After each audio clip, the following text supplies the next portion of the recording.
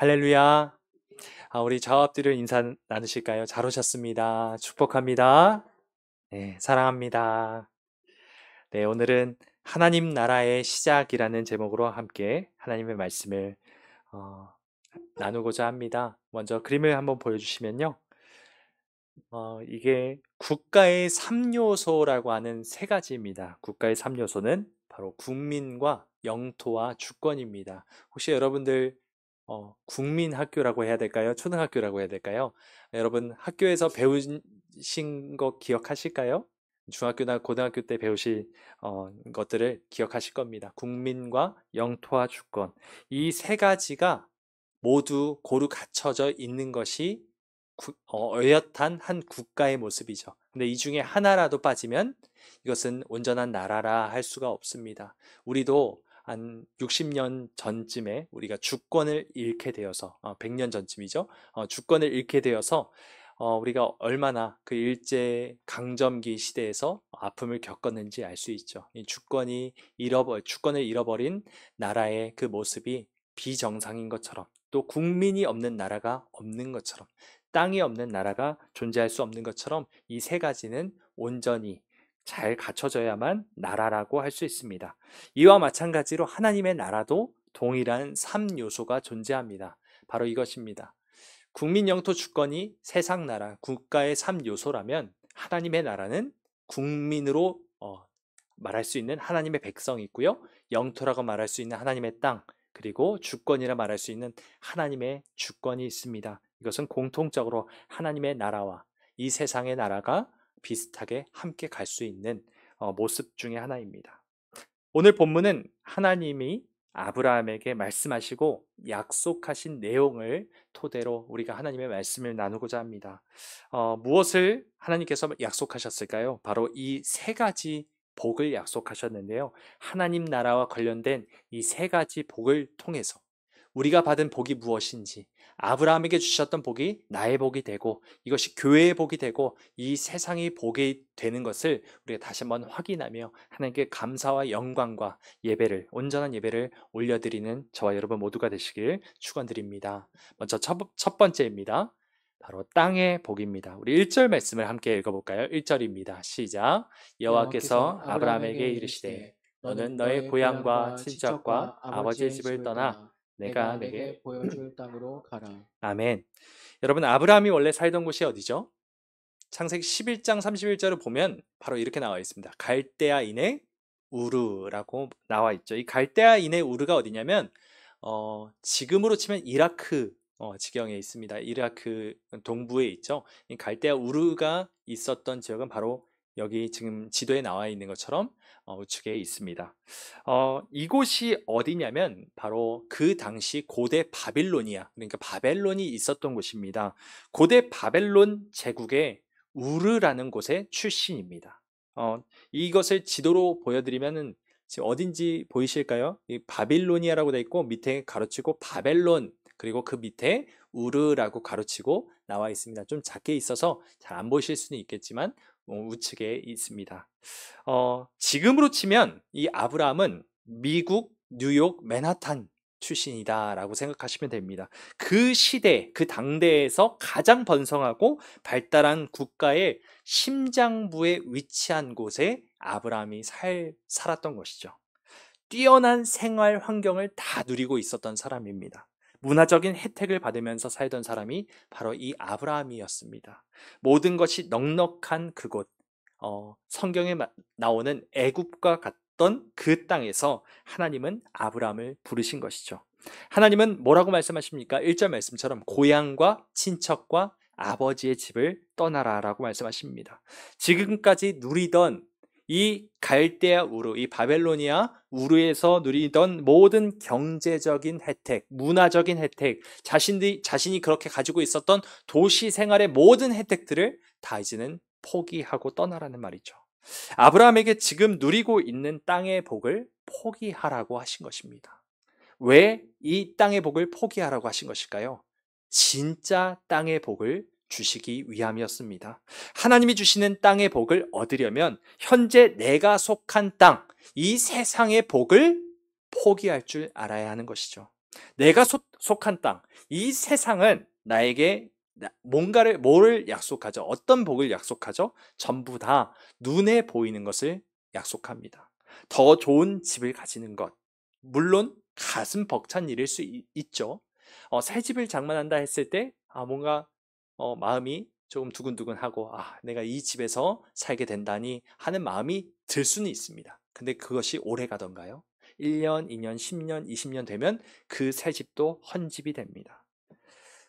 내 가슴을 영원히 뛰게 만들 이 세상의 복은 없습니다. 새 집도 결국 헌집이 되고 해 아래 새 것이 없다고 전도자는 말씀합니다.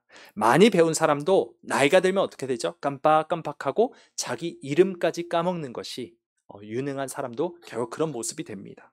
부귀 영화 권세를 다 가지던 자도 결국 죽게 되면 다 놓고 무덤에 들어가야 합니다. 이것이 인생이며 세상은 이 이상의 것, 이 너머의 것을 약속하지 못하는 법이죠. 이 땅에 속해서 땅의 것을 생각하며 살고 땅의 것에 목매면서 살다가 주님 부르신다면 우리는 그것을 복된 인생이라, 나는 복된 삶을 살았다라고 말할 수 있겠습니까? 게다가 이 아브라함에게 하나님께서 말씀하신 고향과 친척과 아버지의 집을 떠나라는 것은 그저 이 땅, 이 세상의 복을 내려놓으라, 포기해라 하는 정도의 것이 아니라 많은 위험과 고난도 감수해라 라는 뜻까지 함축되어 있습니다. 여러분, 집 나가면 고생이다 라는 말 들어보셨죠? 흔히 말을 합니다. 여러분, 모든 인프라가, 모든 그런 시설들이 다 갖춰져 있고 혜택들이 다 있었던 그 당시 최첨단 도시에서 이미 자리를 제대로 잡았던 이 아브라함이 부모 집을 떠난다고 한번 생각해 보십시오. 21세기를 사는 지금 우리들도 지금 밤에 돌아다니는 것 조금 꺼려지지 않습니까? 그래도 우리 대한민국은 상당히 치안이 발달해가지고 뭐 유튜브나 이런 외국인들이 돌아다니면서 야, 새벽에도 돌아다닐 수 있는 나라 그러면서 감탄하는 그런 영상들을 전에도 본 적이 있습니다. 그런데 예수님이 오시기도 2000년도 더 전에 이 아브라함이 살던 시대는 얼마나 위험했을까요? 법이 없던 무법지대가 참 많이 있었습니다.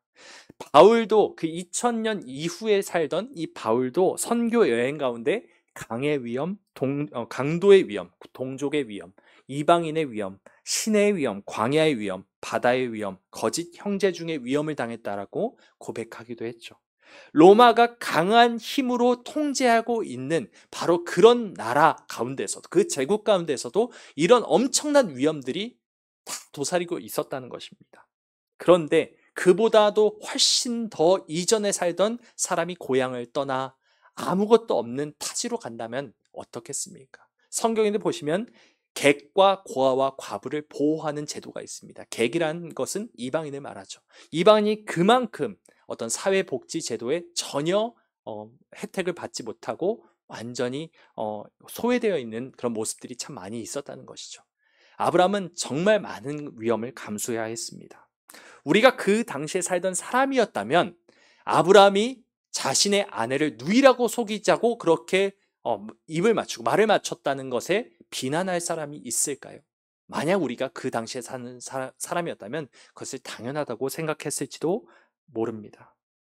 하나님의 약속의 말씀을 따라 사는 것은 이 땅에서 누리던 좋은 것을 내려놓는 것뿐만이 아니라 수많은 위험과 고난과 고통을 감수하는 것입니다. 고린도후서 11장 27절은 이렇게 말씀합니다. 또 수고하여 애쓰고 여러 번 자지 못하고 줄이며 목마르고 여러 번 굶고 춥고 헐벗었노라. 여러분, 수고, 애씀, 자지 못함, 줄임, 목마름, 굶음, 추위, 헐벗음 어떻습니까? 이 말을 들었을 때 이게 나한테 온다면 감사하고 기쁘십니까? 행복하십니까? 그럴 수가 없죠. 그것은 좋은 것이 아닙니다. 나쁜 것입니다. 하지만 바울은 그리스도의 복음을 전하기 위해 이 모든 것을 감수하는 그런 삶을 살기로 선택한 것이죠. 히브리서 11장 24절에서 26절도 이렇게 말씀합니다. 히브리서 11장 24절입니다. 믿음으로 모세는 장성하여 바로의 공주의 아들이라 칭함받기를 거절하고 도리어 하나님의 백성과 함께 고난받기를 잠시 죄악의 낙을 누리는 것보다 더 좋아하고 그리스도를 위하여 받는 수모를 애굽의 모든 부하보다 더 큰 재물로 여겼으니 이는 상 주심을 바라봄이라. 아멘. 아브라함 역시도, 바울 역시도, 모세 역시도 결국 이런 삶을 선택했습니다. 하나님이 약속하신 땅의 복을 약속받은 사람의 인생이 바로 이런 인생이죠. 이 땅의 것을, 이 땅의 좋은 것, 이 복을 포기하고요. 또 이 땅에 있는 수많은 안 좋은 것도 감수하는 것이 바로 하나님의 사람의 특징이라는 것입니다. 왜 그럴까요? 세상의 모든 보화를 가짐보다 잠시 죄악의 낙을 누리기보다 그리스도와 함께 받는 수모를 더 큰 재물로, 큰 상급으로 여기기 때문입니다. 이것이 바로 영원한 하나님의 땅, 하나님의 나라가 주는 그 땅의 진정한 땅의 복이라는 것이죠. 히브리서 11장 10절은 이렇게 말씀합니다. 이는 그가 하나님이 계획하시고 지으실 터가 있는 성을, 땅을, 이 나라를 팔았음이라 라고 말씀하시죠. 아브라함은 영원한 하나님의 땅, 영원한 하나님의 나라, 하나님이 계획하시고 지으실 터가 있는 성, 예루살렘 성을 팔았던 것이죠. 여러분, 우리도 이 땅의 것, 이 땅의 집, 이 땅의 근사한 것, 이 땅이 약속하는 복보다 하나님이 약속하신, 비록 우리 눈에 보이지 않지만 반드시 우리에게 안겨질 그 땅의 복을 우리가 바라며 감사함으로 이 수모를 다 견뎌가며 살아가길 바랍니다. 그것이 진정한 그리스도인의 삶임을 기억하며 우리 모두가 그런 삶을 선택하시길 주님의 이름으로 축원드립니다. 두 번째는 바로 하나님은 민족의 복을 아브라함에게 약속하셨습니다. 민족의 복입니다. 2절 말씀입니다. 내가 너로 큰 민족을 이루고 내게 복을 주어 내 이름을 창대하게 하리니 너는 복이 될지라. 아멘. 내가 너로 뭘 이루고요? 큰 민족을 이루고라고 했습니다. 큰 민족. 이건 역시 이 땅에서 큰 민족을 이룬다 정도의 그런 수준의 복이 아닙니다. 하나님의 백성이 아브라함으로부터 나온다라는 뜻이죠. 로마서 4장 18절은 이렇게 말씀합니다. 아브라함이 바랄 수 없는 중에 바라고 믿었으니 이는 내 후손이 이같으리라 하신 말씀대로 많은 민족의 뭐의 조상이요? 많은 민족의 조상이 되게 하려 하심이라 라고 말씀합니다. 아브라함은 하나님의 말씀을 믿고 따랐습니다. 그렇게 믿었을 때 이 아브라함은 그냥 큰 민족 정도가 아니라 많은 민족의 조상이 되게 하나님께서는 하셨습니다. 이스라엘이라는 큰 민족의 조상일 뿐만 아니라 많은 민족의 조상이 되게 하신 것이죠. 로마서 4장 16절도 이렇게 우리에게 말씀합니다. 로마서 4장 16절입니다. 그러므로 상속자가 되는 그것이 은혜에 속하기 위하여 믿음으로 되나니 이는 그 약속을 그 모든 후손에게 굳게 하려 하심이라. 율법에 속한 자에게뿐만 아니라 아브라함의 믿음에 속한 자에게도 그러하니 아브라함은 우리 모든 사람의 조상이라. 아멘. 아브라함은 누구의 조상이라고요? 큰 민족의 조상 맞습니다. 그리고 많은 민족의 조상도 맞습니다. 그런데 뭐라고 말하고 있습니다? 뭐라고 말하고 있나요? 우리 모든 사람의 조상이라고 말하고 있습니다. 놀라운 사실이죠. 민족의 복을 얻게 하시는데 그저 한 나라의 조상 정도가 아니라 그냥 많은 민족의 조상 정도가 아니라 믿는 모든 사람의 조상이 되게 하시는 것이 바로 하나님이 약속하신 민족의 그 복이라는 것입니다. 아브라함이 이 엄청난 복을 상상하기나 했을까요, 여러분? 전혀 상상하지 못했을 것입니다. 민족의 복을 주시겠다고 그렇게 말씀하신 하나님의 약속을 받은 아브라함의 상태가 어땠나요? 그 당시에 아브라함은 아내가 있었지만 아이가 없었죠. 아들을 낳지 못하는 상태였습니다. 단 한 명의 자녀도 없는 아브라함에게는 민족을 이룬다 정도가 아니라 큰 민족을 이룬다 정도가 아니라 그냥 아들을 낳는 것만으로도 감지덕지했을 것입니다. 그 아이가 나중에 큰 민족을 이루는 조상이 될 거라고는 감히 상상도 못하는 수준이죠.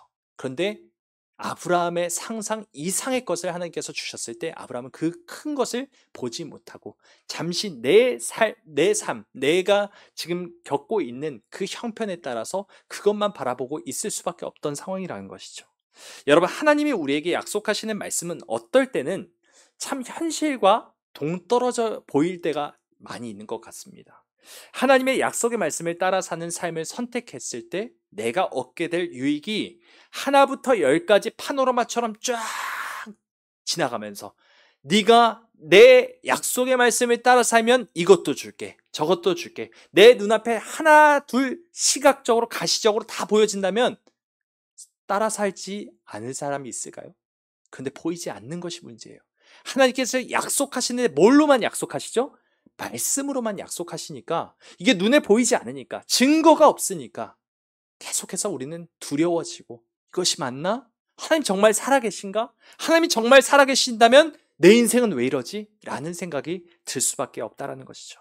그렇지만 이것이 바로 하나님께서 역사하시고 하나님께서 하나님의 나라를 세워가시는 하나님 나라의 아주 엄청난 비밀이라는 것입니다. 히브리서 11장 1절은 이렇게 말씀합니다. 믿음은 바라는 것들의 실상이요 보이지 않는 것들의 증거니. 이것을 쉬운 성경은 이렇게 말하죠. 믿음은 우리가 바라는 것들에 대해서 확신하는 것입니다.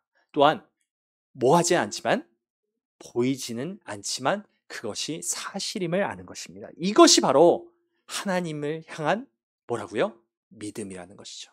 이것이 믿음입니다. 여러분, 보이지 않지만 이것이 사실임을 여러분 믿습니까? 하나님의 말씀은 그 말씀 그대로 진실이고 진리임을 믿으십니까?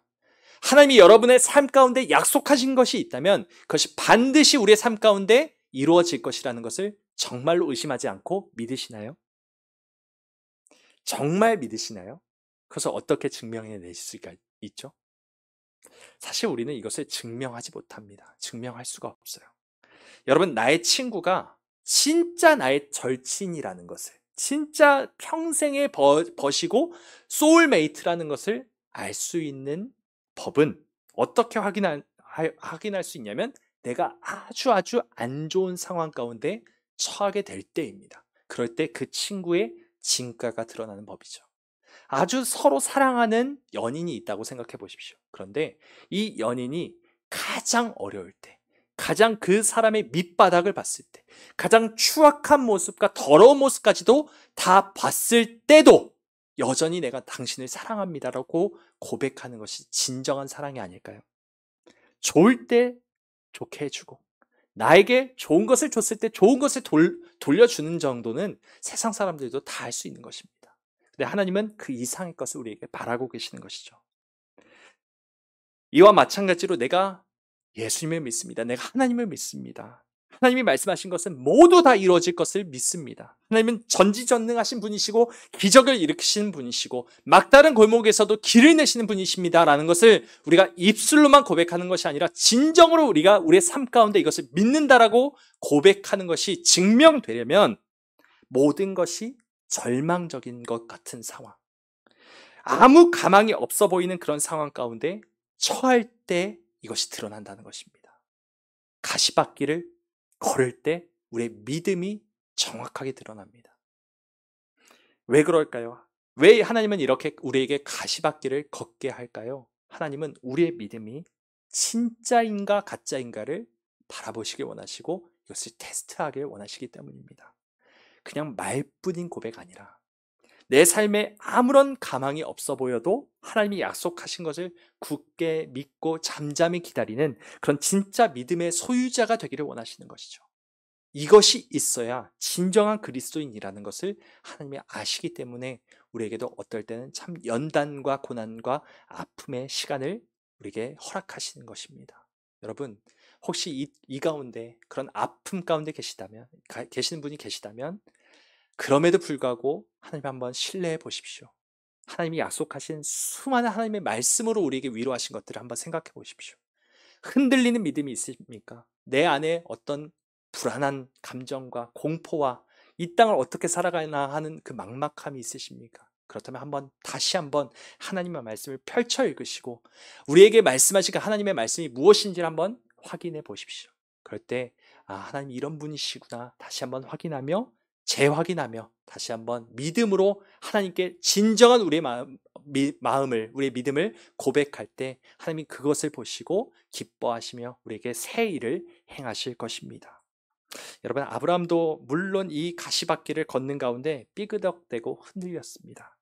그러나 그는 하나님의 은혜 안에서 결국 끝끝내 하나님을 신뢰했죠.